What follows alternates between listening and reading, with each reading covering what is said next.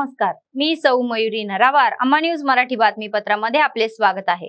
पाहूया आजच्या ठळक बातम्या. मोठ्या थाटात श्यामला सदाशिव यांची जयंती साजरी. पुष्पहार अर्पण करून आदरांजली.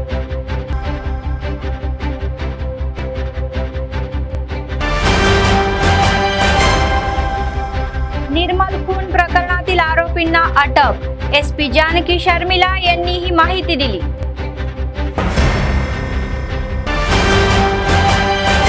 आजच्या सविस्तर बातम्या. तेलंगणा लेखक वेदिका निर्मल जिल्ह्याच्या संयुक्त विद्यमानाने डॉक्टर श्यामला सदाशिव यांची 96वी जयंती मोठ्या उत्सवात साजरी करण्यात आली. निर्मल येथे आयोजित कार्यक्रमात त्यांच्या चित्राला पुष्पहार अर्पण करून आदरांजली वाहिली. यावेळी बोलताना वक्ते म्हणाले की सदाशिव हे तेलुगू, हिंदी, उर्दू, मराठी आणि पारशी, संस्कृत आणि इंग्रजी भाषेमध्ये पारंगत आहे. असे म्हटले जाते की त्यांना 7 भाषांमधील साहित्यांचे प्रचंड ज्ञान आहे आणि त्यांना साहित्यासोबतच संगीताचीही प्रचंड आवड आहे. सदाशिवाकडे म्हणाले की 10वीच्या अभ्यासक्रमात कोमरम भीमचा इतिहास जगाला परिचित करून देण्याचे श्रेय डॉक्टर मुरलीधर म्हणाले की उत्तर आणि दक्षिण भारत हा कवींसाठी फूल म्हणून उभा राहिला, तर हिंदी कवींना तेलुगू आणि तेलुगू कवींची हिंदीशी ओळख झाल्याचे ते म्हणाले. अंबाती नारायण म्हणाले की सदाशिवांच्या साहित्य सेवेची दखल घेत केंद्र सरकारने त्यांना 2011 मध्ये केंद्रीय साहित्य अकादमी पुरस्कार दिला. तर तेलंगणा रायटर्स फोरमचे निर्मल जिल्हाध्यक्ष नेरेला हनुमान, पती शिवप्रसाद आदींनी या कार्यक्रमात सहभाग घेतला.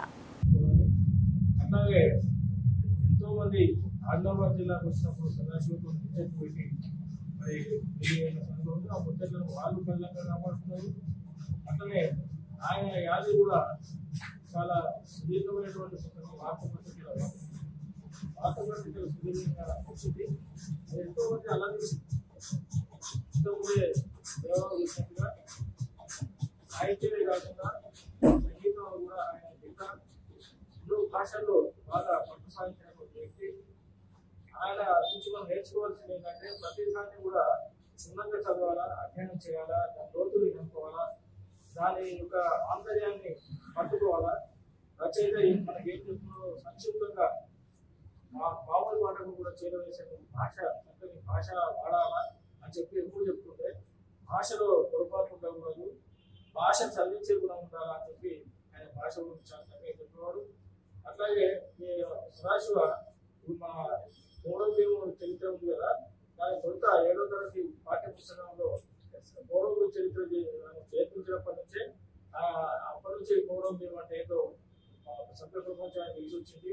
పౌరవ భీమ అంటే ఎవరో ఏమో తెలియని పరిస్థితుల్లో పౌరవ భీమ గురించి రాసి మన మొత్తం ప్రపంచ చరిత్రలో పౌరవ భీమ ద్వారా బ్యాక్వర్డ్ మీద తుపాయించినటువంటి ఓటల కోసం, గోండా రాజ్యం కోసం, గోండా యొక్క విముక్తి కోసం పోరాడినటువంటి ఇళ్లలోకి వచ్చినటువంటి సామల సదాశివ చనిపోయినప్పుడు అక్కడ ఆసిఫాబాద్ జైల్లో అక్కడ పెట్టినప్పుడు, ఆసిఫాబాద్ కోర్టులో జైల్లో పెట్టినప్పుడు సదాశివ వెళ్ళి స్వయంగా చూడడం జరిగింది.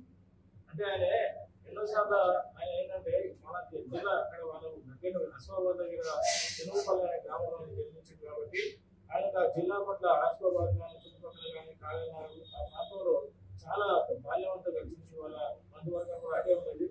ఇక ఉపాధ్యాయుడు తర్వాత ప్రిన్సిపల్ రిటైర్ అయిన తర్వాత ఆదిలాబాద్ లో, విజయనగరంలో ఆయన సెటిల్ కావడం జరిగింది.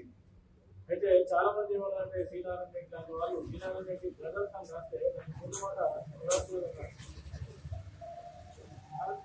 ఏమన్నారంటే హైదరాబాద్ మంచిగా పేరు వస్తుంది అంటే నేను హైదరాబాద్ నేను ఉండే కాడనే ఉంటాను, నేను ఆదిలాబాద్ లోనే ఇక్కడనే ఉంటాను, నేను నా ఇంట్లోనే ఉంటా అని చెప్పేవాడు. ఆయన చాలా అదే కాకుండా చాలా ఇది ఆత్మగౌరవం గల మనిషి. వాళ్ళ కొడుకు ఒకరికి ఉద్యోగం లేకుంటే మరి ఒకసారి గ్రూప్స్ రాయి, సివిల్స్ రాయినప్పుడు ఆయన అవన్నీ పట్టించుకోకుండా ఎందుకంటే మనం ఏం చేసుకొని పడుతుంది, నీకు ఊరికే న్యాయం పడబడతావు, ఏదో పెట్టుకొని పడుతుంది, ఎందుకు అందుకున్నంత ఇబ్బంది పడుతుంది అని చెప్పి చెప్పడం జరిగింది. అంటే అంత ఆత్మగౌరవం వ్యక్తి. ఆయన కీర్తి ప్రదర్శన కోసం ఎప్పుడు అడుగు రాసలేదు. ఆ కీర్తి ప్రదర్శనానికి ఆయన వెతుకుంటూ ఆయన దగ్గరికి వచ్చినాయి. ఏదైనా కూడా సమగ్రంగా చదివి, సమగ్రంగా చూసి, సమగ్రంగా దర్శించి మరి ఉత్తగానే మీద మాట్లాడడం సరే అని కదా. ఏ లేవు ఏం లేదు తెలియకుండా కూడా తెలిసినట్టు ప్రగల్భాలు పలికే వాళ్ళకి సమాజ యొక్క జీవితము ఆయన రచనలు సాహిత్యం అన్ని కూడా మనకు ఆదర్శంగా ఉంటాయి. ఇట్లా ఈ జయంతి సందర్భంగా మహాశయుని మనం సంస్కరించుకోవడం, జయంతికి నివాళులు అర్పించుకోవడం ద్వారా మనం సదాశివుని ఎప్పుడు మర్చిపోకుండా మన ఉమ్మడి జిల్లా ప్రజలు ముఖ్యంగా రచయితలు కళాకారులు సాధించుకోవడానికి ఈ సందర్భంగా మనకు తెలుసుకుంటున్నాం. निर्मल शहर पोलिसांनी निर्मल जिल्हा मुख्यालयात रात्री झालेल्या या चाकूच्या घटनेशी संबंधित प्रकरण 12 तासात सोडवले. जिल्हा पोलीस अधीक्षक जानकी शर्मिला यांनी पत्रकार परिषद या घटनेची माहिती दिली. तरुणांमधील भांडणाचे कारण हे प्रेम प्रकरण असल्याचे त्यांनी सांगितले. मृत जिशानचे एका मुलीवर 4 वर्षापासून प्रेम होते आणि भांडण झाल्याने त्यांचे ब्रेकअप झाल्याचे सांगण्यात येत आहे. सुमेर ही पुन्हा त्याच तरुणाच्या प्रेमात पडल्याने हा प्रकार घडला आणि काही काळ या तरुणांमध्ये वाद झाला. या संदर्भात बोलूया असे म्हणत सुमेरने जिशानवर ही चाकूने वार करून त्याची हत्या केली. या हत्येत मतीन हा आणखी एक तरुण जखमी झाला असून त्याला निजामाबादच्या रुग्णालयात दाखल करण्यात आले आहे. एसपी म्हणाले की खून करणाऱ्या या आरोपीला पोलिसांनी अटक करून मागणीसाठी नेले आणि त्यांच्याकडून मोबाईलसह खुनात वापरलेला चाकू जप्त करण्यात आल्याचे स्पष्ट करण्यात आले. दितूला पकडण्यास पोलीस अधिकाऱ्यांनीही दाखवलेल्या हुशारीबद्दल तिने त्यांचे अभिनंदनही केले.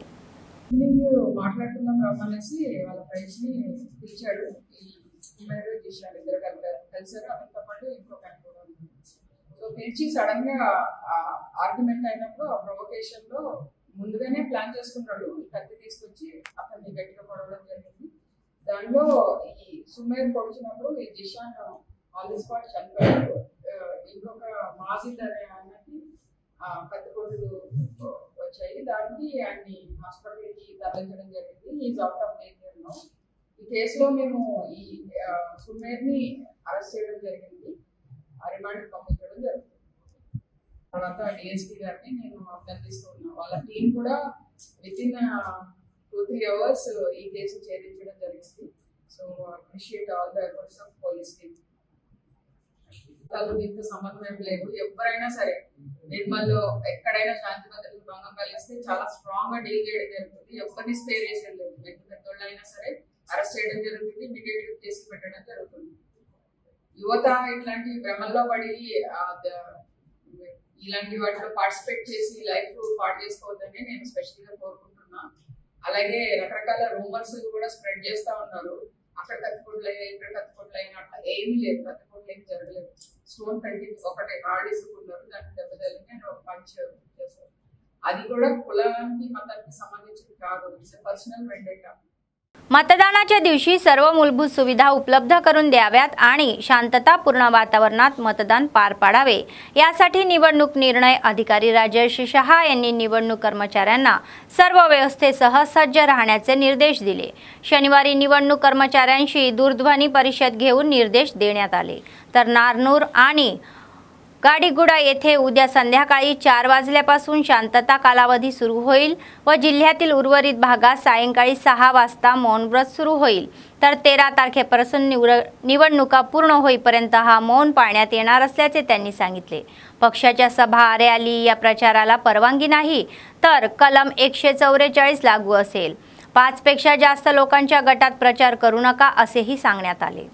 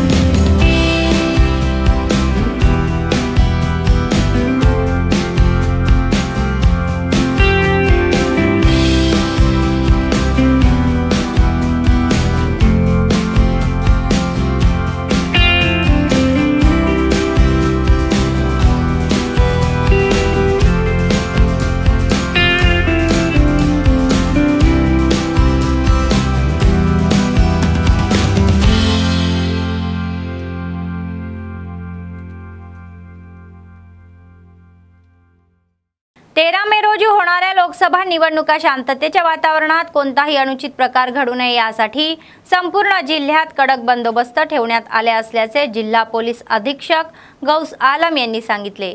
आदिलाबाद जिल्ह्यात एकूण 599 मतदान केंद्र असून त्यापैकी 783 मतदान केंद्र असल्याची माहिती समोर आली आहे।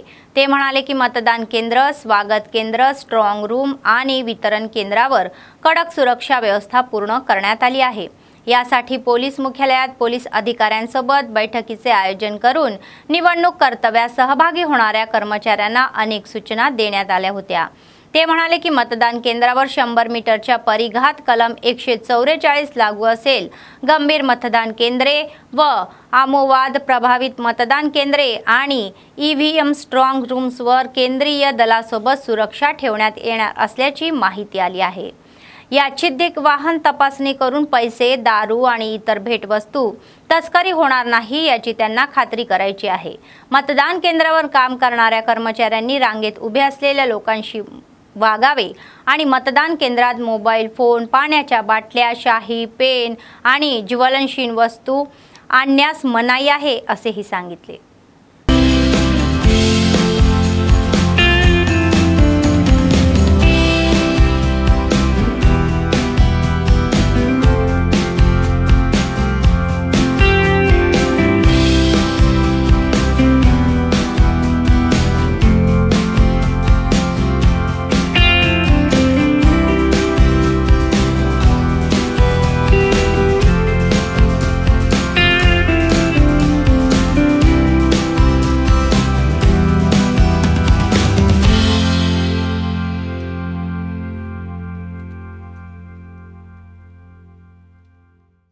जिल्हा निवडणूक अधिकारी राजश्री शहा यांनी सांगितले की केंद्रीय निवडणूक आयोगाने या महिन्याच्या 13 तारखेला होणाऱ्या लोकसभा निवडणुकीत मतदानाची वेळ 1 तासाने वाढवण्यास आदेश जारी केला आहे। साधारणतः निवडणुकीत मतदानाची वेळ सकाळी 7 ते सायंकाळी 5 अशी असते। मात्र उन्हाची तीव्रता पाहता भारत निवडणूक आयोगाच्या सूचनेनुसार मतदानाची वेळ 7 ते सायंकाळी 6 अशी वाढवण्यात आलेली आहे। मतदानाची वेळ वाढवल्याने मतदानाचा टक्का वाढण्याची शक्यता असल्याचे सांगण्यात आहे। मात्र आसिफाबाद आणि सिरपूरमध्ये सकाळी 7 ते दुपारी 4 या वेळेत मतदान होणार असल्याचे त्यांनी सांगितले।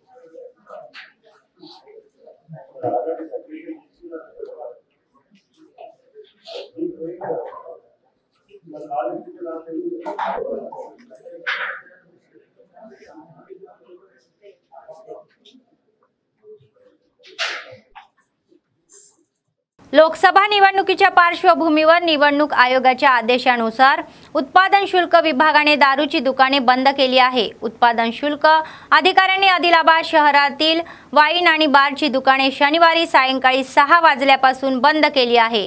या संदर्भात दुकान कुलूप आणि सील बंद। या महिन्याच्या 13 तारखेला सोमवारी संध्याकाळी 6 वाजता दारूची दुकाने पुन्हा सुरू होतील। बंदच्या पार्श्वभूमीवर सकाळपासूनच मद्यप्रेमीची वर्दळ वाढलेली आहे आणि विन्स येथे बार रांगेत आहेत।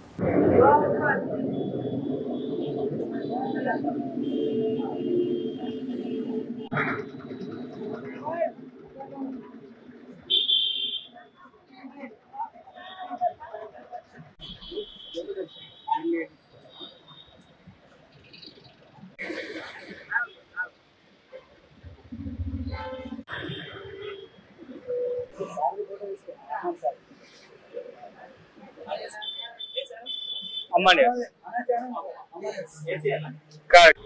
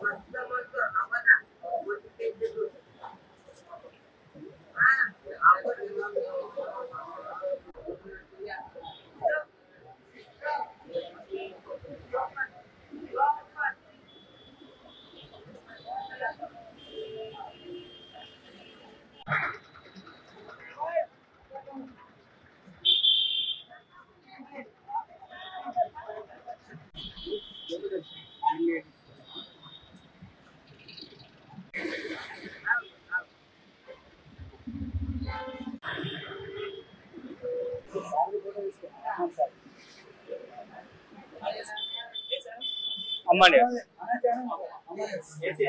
कार्ड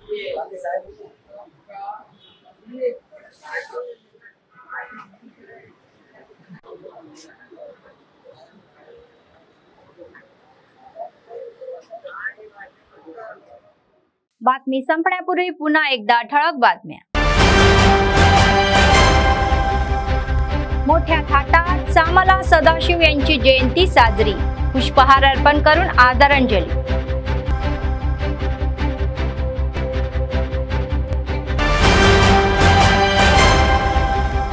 निर्मल खून प्रकरणातील आरोपींना अटक, एसपी जानकी शर्मिला यांनी ही माहिती दिली।